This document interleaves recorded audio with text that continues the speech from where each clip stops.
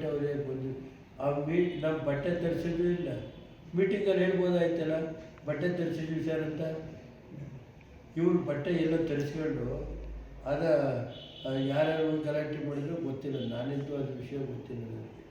ಏನೋ ನಾನೇನಾದ್ರು ಅದ್ರ ಬಗ್ಗೆ ಮಾತಾಡ್ತೀನಿ. ಇವ್ರು ಯಾರ್ಯಾರು ಏನೇನು ಒಳಗೆ ಏನೇನು ಮಾತಾಡ್ಕೊಂಡವರು ನನಗೆ ಗೊತ್ತಿಲ್ಲ. ಇದು ಇವರು 2ನೇ ಸಾರಿ ಮೀಟಿಂಗ್ ಆದವರು ಹೇಳ್ಬೋದಾಯ್ತಲ್ಲ. ನೀವೆಲ್ಲ ಪತ್ರಿಕಾ ಸ್ನೇಹಿತರು ಇದ್ರಲ್ಲಪ್ಪ, ನಾನೇನೋ ಸುಳ್ಳು ಹೇಳ್ತೀನಿ ಅಂದರೆ ನೀವು ಇದ್ರಲ್ಲಪ್ಪ ವೆಂಕಟೇಶ ಕೂಡಿಸ್ಕೊಂಡು ಇದು ಜಾತ್ರೆ ಆ ಥರ ಒಂದು ಸಲಹೆ ಕೊಡ್ಬೋದಾಯ್ತಲ್ಲ. ಯಾರು ಬೇಡ ಅಂತ ಹೇಳಿಲ್ಲ. ಈ ಕಡೆ ಅವ್ರು ತಾಲೂಕು ಅಧ್ಯಕ್ಷ ಕೇಳ್ಬೋದಾಯ್ತಲ್ಲ, ಸರ್ ಇದೈತೆ ಬಟ್ಟೆ ಹಾಕ್ತಿದ್ದೀವಿ ಈಗ ಅಂತ ಹೇಳ್ಬೋದಾಯ್ತಲ್ಲಪ್ಪ. ಅವರು ಏನಪ್ಪ ನನಗೆ ಈಗ ನಾವು ರೇಷನ್ ಕೊಡೋದೇ ನಿಲ್ಲಿಸಾಯ್ತು. ಈಗ ಕೊಟ್ಟೆ ಜನಕ್ಕೆ 2 ವರ್ಷದಿಂದ 25 ವರ್ಷದಿಂದ ತೇರು. ಹಾಗಾದ್ರೆ ನಾನೇನೋ ಕೆಲಸ ಮಾಡೋದು, ನಾನು ತೇರು ಮಾಡಿಸಿದ್ದೀನಿ, ಆ ಕಡೆಗೆ ಹಳೆ ತೇರು ಹೇಳಿದೆ ಅಂತ ಹೇಳ್ಬೋದು. ನಾನು ಅವೆಲ್ಲ ಇಲ್ಲ. ಜನ ನಾನು ಅವತ್ತು ಗಲಾಟೆ ಆಗೋದು ಜೊತೆಗೆ 1,500 ಜನ ನಮ್ಮ ಕಡೆ ಇತ್ತು. ಅವ್ಯಾವ ಏನಾದ್ರು ಫೈರಿಂಗ್ ಆಗಿ ಗಲಾಟೆ ಆಗಿ ನಾಳೆ ಬೆಳಿಗ್ಗೆ ಅವರು ಪೊಲೀಸರೆಲ್ಲ ಸರ್ ದಯಮಾಡಿ ಕೈ ಮುಗಿತೀವಿ ಸರ್, ಇದೊಂದು ಸಹಕಾರ ಕೊಡಿ, ನಿಮ್ಮೆದುರುಗಡೆ ಅಡಿಷನ್ ನಾನು ಹೇಳಿದೆ ನಾವು ಮರ್ಯಾದೆವರೆಗೂ ಪರವಾಗಿಲ್ಲಪ್ಪ. ಅವರಿಗೆ ಜನದ್ದು ಜಾತ್ರೆ ನಿಲ್ಲಬಾರ್ದು. ದೇವರಿಗೆ ಭಟ್ರುಗಳು ಬೇರೆ ಬಂದು ಅವ್ರು ಬೇರೆ ಒಂದು ಹೇಳಿ ಬಟ್ಟೆ ಹೆಂಗೆ ಹಾಕಿದ್ದಾರೆ ತೆಗೆದಿದ್ದೀವಿ ಅನ್ಕೊಳ್ಳೋದು ಇದು ಶಾಪ ಅಂತ ಏನೋ ಹೇಳಿದ್ರು. ಏನೋ ವೆಂಕಟೇಶ್ ಆಮೇಲೆ ಮೂಲ ಆಯಿತು. ಇವ್ರು ಮಾಡೋದನ್ನೆಲ್ಲ ತಂದಿಟ್ಕೊಂಡು ನಾನೊಂದು 50,000 ರೂಪಾಯಿ ಕೊಟ್ಟು ಸಾಯಂಕಾಲವ 7 ಗಂಟೆಗೆ ಹೂ ಇಲ್ಲ ಅಂದರು. 9 ಹೂ ಇಲ್ಲ. ಬೆಂಗಳೂರಿಂದ ಕಾರ್ ಮಾಡಿ ಅಲ್ಲಿಂದ ತರಿಸಿ 11:30 12 ಗಂಟೆಗೆ ಹಾಕಿಸ್ತಾ ಅದೆಲ್ಲ ದಿಂಡು ಐತಲ್ಲ ರಥಕ್ಕೆ ಅದೆಲ್ಲ ದಾನ ಹಾಕಿದ್ದದು. ಇವ್ರು ತಾಲೂಕುಗಳಿಂದ ಅದು ಇಲ್ಲ, ಚೆಂಡು ಹಾಕಿದ್ರು. ನಾನು ದಿಂಡು ಮಲ್ಲಿಗೆ ಹಾರ ಎಲ್ಲ ಅಲ್ಲಿಂದ 50,000 ಕೊಟ್ಟು ತರಿಸಿ ಸಪ್ರೇಟಾಗಿ ಮಾಡಿದ್ದೆ. ಇನ್ನು ಅದು ಬೇಡ ಅಂತಲೇ ಸುಮ್ಮನಿದ್ದೆ. ಭಟ್ರುಗಳು ಬಂದು ಸರ್ ಹಿಂಗೆ ಏನು ಮಾಡೋಣ ಅಂತ ರವಿ ಹೇಳಿದ್ರು. ಸರ್ ಈಗ ಆಗ್ರಾಗೆ ಮುಂದಿನ ಸಾರಿ ಏನಾದ್ರು ಕ್ರಮ ವಹಿಸ್ತಾ ಇದ್ದಾರೆ? ನನಗೆ ಗೊತ್ತಿಲ್ಲಪ್ಪ, ನೋಡೋಣ ಮುಂದಕ್ಕೆ ಎಲ್ಲ ಕಮಿಟಿ ಇರುತ್ತೆ. ತೀರ್ಮಾನ ಈಗ ಒಂದು ಯಾರ್ದು ಅವರೇ ಹೇಳ್ತಾರೆ, ಈ ಕಡೆ ವೈಯಕ್ತಿಕ ಯಾರ್ದು ಹಾಕ್ಬಾರ್ದು ಅಂತಾರೆ, ಈ ಕಡೆ ಹಿಂದ್ಗಡೆಯಿಂದ ಇದು ಮಾಡುತ್ತಾರೆ. ನಾವೇನಾದ್ರು ಮಾಡೋಕ್ಕೆ ಹೋಗಿವ? ನಿಮ್ಮ ಥರ ನಮ್ಮ ನರಸಿಂಹರಾಜ ನಡೆಯೋದೇನು? ಅದ ನಿಮ್ಮ ಅಪ್ಪರಿತ ನಡೆಯೋದ ಇನ್ವಿಟೇಷನ್ ನಾವು ಬಿಡೋದು ಸಾಕ್ಬಿಟ್ಟು ಒಳ್ಳೆ ಕೈಯಲ್ಲವೇ. ಪಾಪ ರವಿ ಬಿದ್ದು ನರಸಿಂಹಸ್ವಾಮಿನೇ ರವಿಗೆ ಆವಾರ ಐತೆ. ಆದರೂ ಅವನ ಮಾತು ಕೇಳಬಾರ್ದ? ರವಿ ತೊಂದರೆ ಆಗಬಾರ್ದು ಅಲ್ಲ. ಇದ್ರದ್ದು UGDದು ಎಲ್ಲ ಕಡೆ ಫೇಲ್ಯೂರ್ ಆಗಿರೋದಕ್ಕೆ ಆಯ್ತಪ್ಪ 120 ಕೋಟಿ ಕಳಿಸಿ ಅಲ್ಲೇ ಬೋರ್ಡ್ ಅಪ್ರೂವ್ ಮಾಡಿಸಿದ್ದೀನಿ. ಸರ್ಕಾರ ಕೊಡಬೇಕು.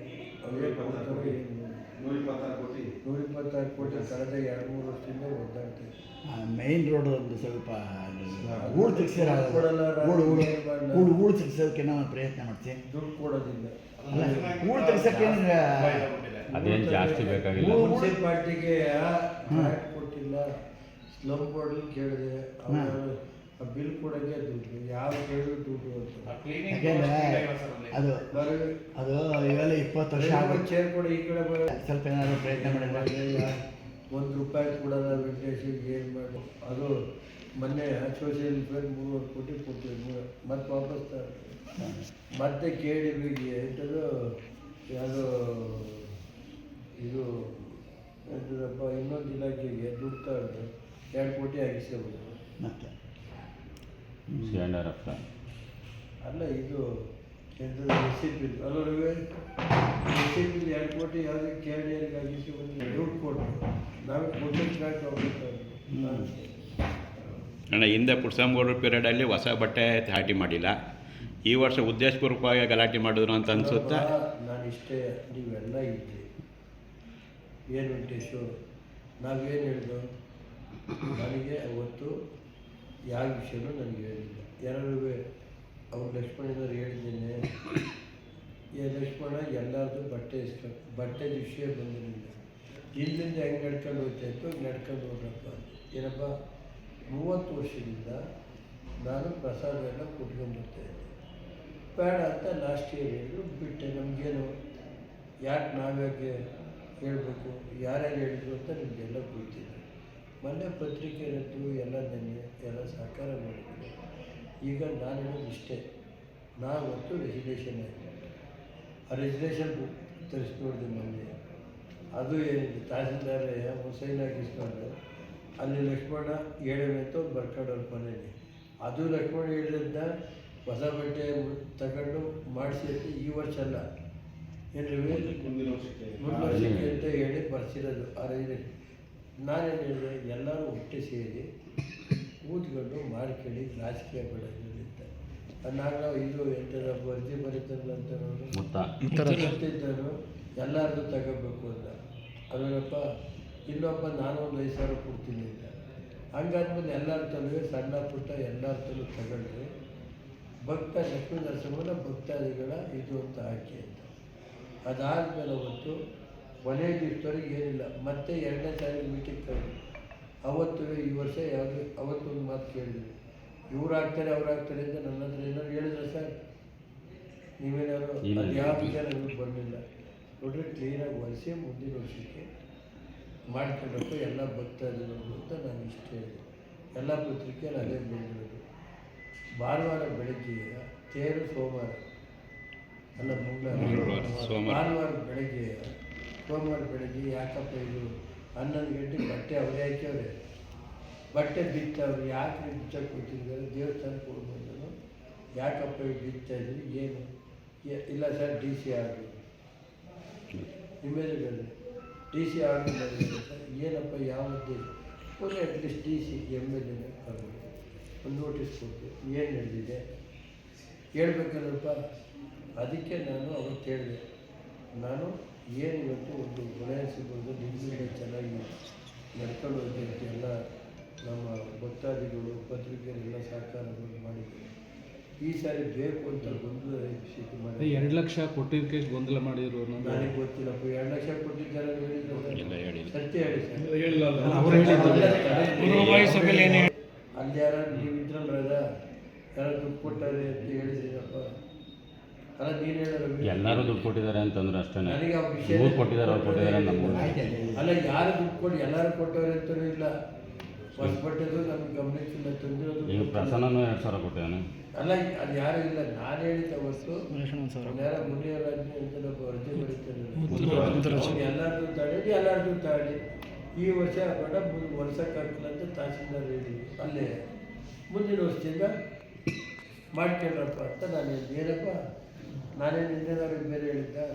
ನಾನು ಅದಕ್ಕೂ ಚುಟ್ಟಿ ಹೊಂದಿಸ್ತೀನಿ. ಇದು ಯಾರು ಇದು ಮಾಡಿದೆ ಒಂದು ಅದನ್ನು ಇವತ್ತು DCಗೆ ನಾನು ಯಾರ DC ಯಾರ್ಯಾರು ಇದರಲ್ಲಿ ಇನ್ವಾಲ್ವ್ ಆಗಿ ನಮ್ಮ ಒಳ್ಳೆಯ ಕ್ಷೇತ್ರದ ಲಕ್ಷ್ಮೀ ನರಸಿಂಹನ ಒಂದು ಶ್ರದ್ಧೆಯಿಂದ ನಡೆಯುವಂಥ ಉತ್ಸವಕ್ಕೆ ಧಕ್ಕೆ ಜಿಲ್ಲಾಧಿಕಾರಿಗಳು ಯಾರು ಮಾಡಿದ್ದಿಲ್ಲ ಅದನ್ನು ನನಗೆ ಒಬ್ಬ ಶಾಸಕನಾಗಿ ಇಡೀ ಜನ ಪತ್ರಿಕಾ ಸ್ನೇಹಿತರು ತಾಲೂಕು ಆಡಳಿತ ಎಲ್ಲ ಸೇರಿ ತೀರ್ಮಾನ ಮಾಡಿದ ವಿರುದ್ಧ ಜಿಲ್ಲಾಧಿಕಾರಿಗಳಿಗೆ ಮಾಡೋಕ್ಕೆ ಕೊಟ್ಟಿದೆಯಾ ಅಥವಾ ಯಾರು ಅವತ್ತು ಬೆಳಗ್ಗೆ ಹಳೆ ಬಟ್ಟೆ ತೆಗೆದು ಹೂ ಹಾಕಿ ಅಂತ ಯಾರು ಸಲಹೆ ಕೊಟ್ಟರು DCಗೆ ತಾಲೂಕು ಆಡಳಿತಕ್ಕೆ? ಅದು ಹೇಳಿ.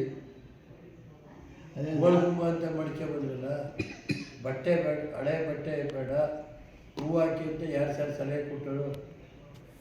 ಏನಾದ್ರು ತಾಲೂಕು ಕಮಿಟಿಲಿ ಏನಾದ್ರು ಸಲಹೆ ಇತ್ತಾ? ಹೇಳ್ಬೇಕಾಗಿತ್ತು ಅವರು. ಅದನ್ನು ಹೇಳ್ಬೇಕಲ್ವ ಸರ್. ಹಳೆ ಬಟ್ಟೆ ತೆಗೆದು ಹೂನ ನೋಡ್ಬಿಟ್ರೆ ಬೋಡು ಒಂಚೂರಾರು ಇತ್ತೇನಪ್ಪ ಎಲ್ಲ ಮರ ಕಾಣೋದು. ನನಗೇನ್ರಿ ಅದನ್ನು ಡೀಟೇಲಾಗಿ ಸ್ಪೀಕರ್ಗೂ ಬರೀತೀನಿ, ರಾಜ್ಯದ ಮುಖ್ಯ ಕಾರ್ಯದರ್ಶಿಗೆ ಬರೀತೀನಿ, ಜಿಲ್ಲಾ ಆಡಳಿತ ಡೇ ಟು ಡೇ ಅಡ್ಮಿನಿಸ್ಟ್ರೇಷನ್ ಹೂವಿನ ಅಲಂಕಾರಕ್ಕೆ ತೋರಿಸಿ ಅಂತಂದ್ಬಿಟ್ಟು ನಿನ್ನೆ MP ಅವರು ಏನು ತೋರಿಸಿದ್ರು?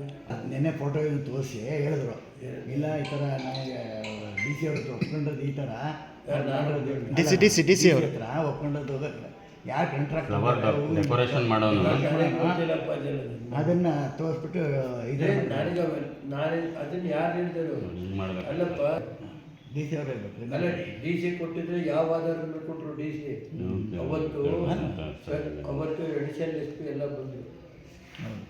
ಸರ್ ಇನ್ನು ಅರ್ಧ ಗಂಟೆ ಆದರೆ ಇದಾಗುತ್ತೆ ಸರ್, ಲಾಠಿ ಚಾರ್ಜ್ ಮಾಡಬೇಕಾಗುತ್ತೆ. 144ನ ಮಾಡೋಕ್ಕೆ ಡೈರೆಕ್ಷನ್ ಕೇಳಿದ್ರೆ 167 ಎ ಸಿ ಅವರು ರೈಟಿಂಗಲ್ಲಿ ಕೊಟ್ಟಿದ್ವಿ ಸರ್ ನಾವು.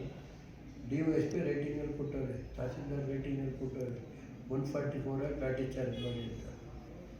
ಆಮೇಲೆ ಡಿ ಸಿ ನನ್ನ ಮಗನಿಗೆ ಫೋನ್ ಮಾಡಿ 3 ವರ್ಷ ತೇರು ನಿಲ್ಲಿಸ್ತೀವಿ, ನೀವೇನಾದ್ರು ಒಪ್ಕೊಂಡು ಹೋಗಿ ಅಂತ.